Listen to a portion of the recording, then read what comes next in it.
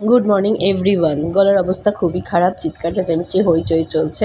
আজকে বৃহস্পতিবার, সবাই জানো আজকে অন্নপূর্ণা পুজো, অষ্টমীর পুজো। আমিও সকাল সকাল উঠে স্নান টান করে বাড়ির পুজো টুজো করে নিয়েছি, কারণ বৃহস্পতিবারের পুজো করতে হবে। তো এখন যাব হচ্ছে চলো দোকানে। আজকে বৃহস্পতিবারে পুজো টুজো করে সকালবেলা উঠে সারাদিন দিনটা প্রচুর প্ল্যানিং আছে। দিনটা প্রচণ্ড হেক্টিক হতে চলেছে, তোমরা তো জানোই। বাড়িতে মা এসে গেছে, তো যাবো মায়ের কাছে পুজো টুজো করে। আর এখানে দেখো সোনামা এখনও ঘুমাচ্ছে, সোনামাকে ডাকছি, সোনামা এখনও ঘুমাচ্ছে।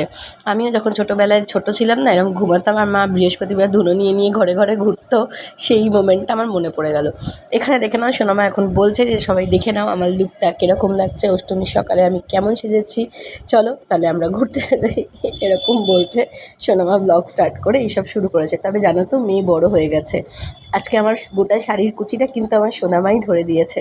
আমার এটাই মনে হয় মানে জেনারেশন আর কি, একটা মায়ের হয়তো এগুলোই ছোটো ছোটো প্রাপ্তি মেয়ে হওয়ার। যাই হোক, তারপরে দেখো এখানে চলে এসেছি মায়ের কাছে। মায়ের চক্ষুদান হচ্ছে, মায়ের পুজো হচ্ছে। খুব ইম্পর্ট্যান্ট একটা পার্ট, সবাই জানো অষ্টমীর পুজো হচ্ছে। সোনামা এখানে এটা বাজাচ্ছে, কাসর বাজাচ্ছে। প্রচণ্ড এনজয় হয়েছে, বিশ্বাস করো। তারপরে এই যে দুই বোনে মিলে গল্প করছে, আর অ্যাকচুয়ালি গল্প করছে না, ক্যাম্পা কোলা খাচ্ছে। তো এদিকে পুজো হবে, মানে সন্ধি পুজো শুরু হবে অষ্টমীর পুজোর পরে, তো তারই সব প্রিপারেশন চলছে। ঠাকুরমশাই এসব বলছে টলছে, আর মোটামুটি লোকজন আসাও অনেক শুরু হয়ে গেছে, আরও সবাই আসবে। আমরা এখানে ওই 108টা প্রদীপ হয় না, সে সন্ধি পুজো, সেগুলোই সব রেডি করছিলাম। সবাই মিলে করেছি, সব কাকিমারা, আমরা বোনেরা, মানে যারা যারা ছিল আর কি, সামনে পাড়ার কাকিমারা, সবাই মিলে একসাথে এখানে এটা করেছি, প্রদীপটা রেডি করেছি। আর আরতি হচ্ছে মায়ের, তোমরাও একটু দেখে নাও। তারপরে এখানে পদ্ম ফুল ফোটানো হচ্ছে, আমাদের 108টা পদ্ম জানোই। সবাই মিলে সেসব পদ্ম ফোটাচ্ছে। যেখানে বোনের মেয়ে, দিদি, পিসি, কাকিমা সবাই বসে আছে, আমি বসে আছি, আমার মেয়ে। তো সবাই, এটা বেশ সুন্দর একটা মোমেন্ট। বাড়িতে পুজো হওয়ার একটা আলাদাই আনন্দ, তাই না? তারপরে দেখো মায়ের জন্য একটা মালা অর্ডার করা হয়েছিল। এত বড় মালাটা যে কি বলবো, মানে ক্লাবের যে ঠাকুর হয় না, ওরকম বড় মালাটা বানিয়ে দিয়েছে। বাট বিশ্বাস করো, এত সুন্দর মালাটা। আর আমার মনে হয় ঠাকুরকে মন থেকে ডেকে যেটাই দেওয়া হয়, মনে হয় ঈশ্বর সেটাই গ্রহণ করেন। বহুবার আমি এটার প্রমাণ পেয়েছি, আমি আরও একবার হয়তো প্রমাণ পেলাম। যাক মা, তুমি ভালো থেকো, আমাদের সবাইকে আনন্দে রেখো, তোমার সকল সন্তানকে। এটা হচ্ছে আমার সুন্দরী কাকিমা, দেখো কি সুন্দর করে ছবি তুলেছে। আর তোমাদেরকে এই সব কিছুর পরে যেটা দেখাই, দেখো এখন লোকজনও চলে এসেছে, কারণ এখন হচ্ছে সন্ধি পুজো। তো সন্ধি পুজোর সময়টাতে এই আমার দুই পিসি বসে আছে, এখানে আর এক পিসি, ভাইয়ের বউ, দিদি, কাকামণি, মামনি, মানে সবাই। তোমরা একটু দর্শন করে নাও মায়ের সন্ধি পুজোর পদ্ম নিবেদন। হ্যাঁ, মাকে সবাই ডাকো, আমার গায়ে কাঁটা দিচ্ছে, মা যেন সবার ভালো করেন। 108 প্রদীপের মাঝে মা বসে আছেন, 108 পদ্মের মাঝে। অপূর্ব সুন্দর লাগে এই মুহূর্তগুলো, যেন ভীষণ, এই সন্ধিক্ষণগুলো ভীষণ একটা আবেগ মুহূর্ত আর কি আমাদের। দুর্গাপুজো তো বাঙালি সবার ভীষণ আবেগের, কিন্তু প্রথম পুজোটাই বাসন্তী পুজো, অন্নপূর্ণা পূজাটা কিন্তু একটা আলাদাই আবেগ রাখে। আর যখন আমাদের বাড়িতেই পুজোটা হয়, তখন তো ছেড়েই দাও, কোনো কথা হবে না। ঠাকুরমশাই একটুখানি যেহেতু বয়স হয়েছে, উনি খেয়ে নিলেন সন্ধি পুজোর পরে।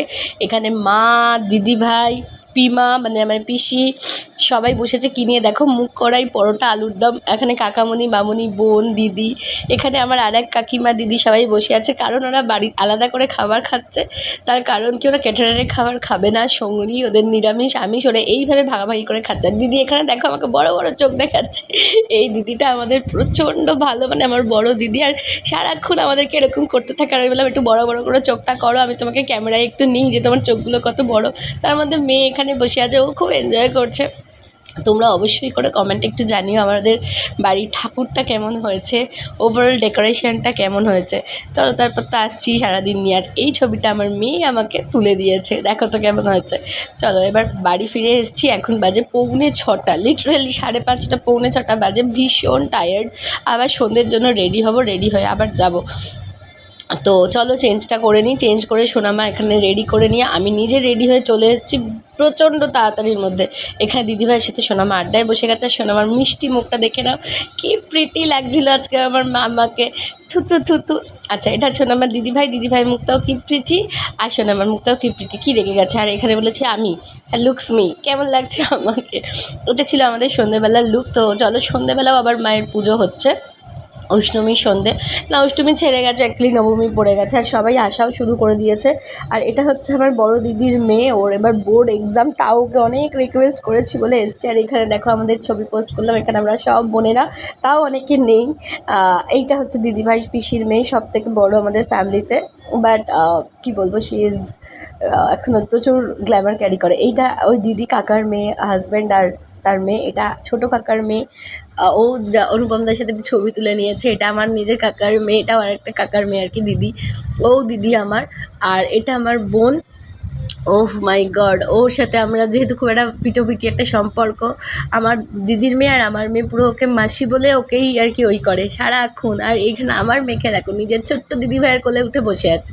দিদিভাই নিজেই পুচকি আবার বোনকে কোলে নিয়েছে। এখানে আমরা আরও 3 বোন। এই দিদি আমার মানে বাইরে থাকে অনেক বছর, নিয়ার অ্যাবাউট 10 থেকে 12 বছর পর দিদির সাথে দেখা হচ্ছে। প্রচণ্ড গল্প আনন্দ আর ভীষণ মজা হয়েছে। মানে বোনেদের একসাথে মিট আপ মানে বুঝতে পারছো তো, লেভেলেরই একটা আড্ডা। আমি কথা বলবো কি, মানে কী বলবো, যাই হোক শোনো, আমাকে বললাম মেনু কার্ডটা ধরো, আমি তোমাকে বুফে থেকে খাবারটা নিয়ে দিই। স্যালাড ছিল, মেনুটা আগে শুনে নাও। তার সাথে ছিল হচ্ছে কচুরি, কড়াইশুঁটির গরম গরম কচুরি, তার সাথে ছিল হচ্ছে চানা মশালা, ছিল হচ্ছে স্টাফড আলুর দম।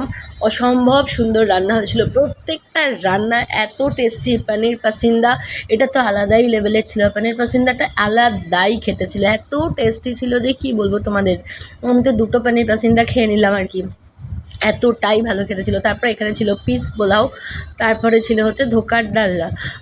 আমি যেহেতু ধোকা আজকে ভাত খাই না বলে পিস পোলাও নিইনি, আর ধোকা আমি খাই না বলে ধোকা নিইনি। তারপরে চাটনি, পাঁপড় আর ছিল রসগোল্লা।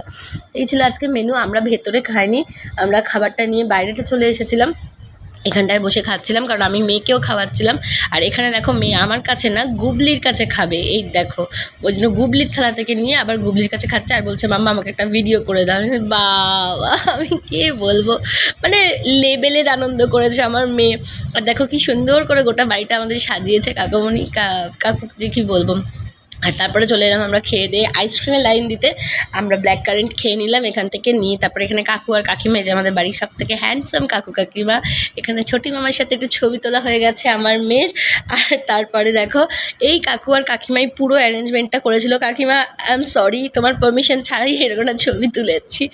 এগুলো ছোটো ছোটো মেমোরি, তুমি আমাকে বকো না। আর এখানে সারাক্ষণ দৌড়দৌড়ি করে আমার মেয়ে টায়ার্ড হয়ে ক্লান্ত হয়ে একটা ছবি তুলেছে ফাইনালি, আর যাচ্ছে গুবলির সাথে বাড়ি। গুবলি বাড়ি যাবে বলে আমাকেও নিয়ে চলো গুবলির গাড়ি চেপে চেপে। তোমরা আরও একবার আমাদের মায়ের মুখটা একটু দর্শন করে নাও। বাড়ি চলে এসেছি, সত্যিই খুব টায়ার্ড আর ভীষণ আনন্দ করে কাটলো দিনটা। প্রত্যেক বছর এরকম সুন্দর একটা করে দিন আমরা জীবনে উপহার পাই। ভগবান করুন সবাই খুব খুব ভালো থেকো মায়ের আশীর্বাদে। আবার আসছে কালকে নবমীর ব্লগ। কদিন ব্লগটা থেকে একদম চোখ ছড়িও না। আর ভালো লাগলে প্লিজ একটা সাবস্ক্রাইব করে পাশে থেকো। তোমাদের ভালোবাসা আমাদের ইন্সপায়ার করে। বাই, সবাই খুব